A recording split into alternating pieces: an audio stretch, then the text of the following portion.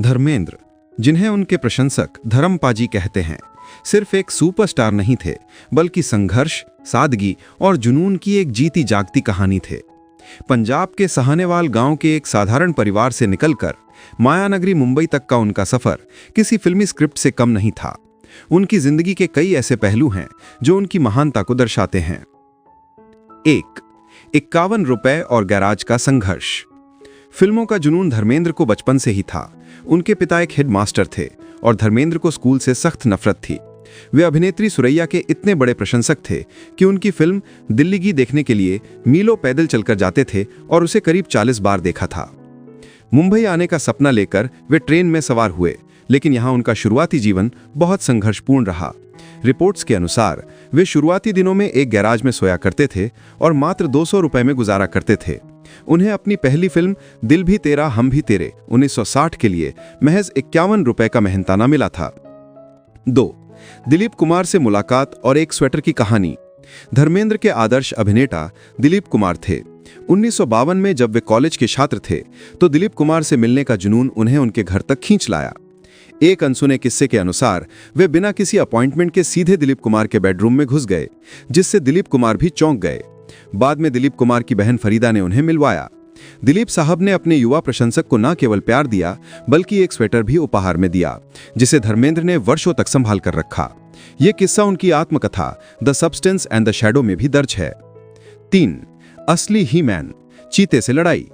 धर्मेंद्र को बॉलीवुड का ही मैन उनके जबरदस्त एक्शन के कारण कहा जाता था। एक खास बात यह थी कि वे अपने स्टंट खुद करते थे और कभी डुप्लीकेट का इस्तेमाल नहीं किया। उनकी एक फिल्म मां 1976 और एक अन्य फिल्म कर्तव्य 1979 की शूटिंग के दौरान एक चीते के साथ एक्शन सीन फिल्माया जा रहा था। सेट की तेज लाइट्स देखकर चीता परेशान हो गया और पिंजरा खुलते ही धर्मेंद्र की ओर झपटा। सब घबरा गए, लेकिन धर्मेंद्र ने हिम्मत दिखाते हुए चीते की गर्दन कसकर पकड़ ली। उन्होंने तब तक चीते को नहीं छोड़ा जब तक कि ट्रेनर ने स्थिति को संभाल नहीं लिया था। यह किस्सा उनकी बहादुरी का प्रमाण है। 4. मां की आवाज और एक अनमोल दर्द। अपने माता पिता से धर्मेंद्र का लगाव बहुत गहरा था। अपनी दिवंगत मां को याद करते हुए उन्होंने एक बार सोशल मीडिया पर एक भावुक किस्सा साझा किया था।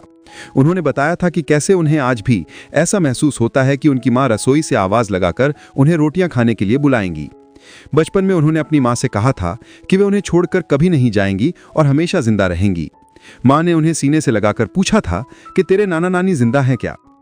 यह किस्सा बताता है कि एक सुपरस्टार होने के बावजूद वे दिल से कितने भावुक और अपनी जड़ों से जुड़े हुए थे।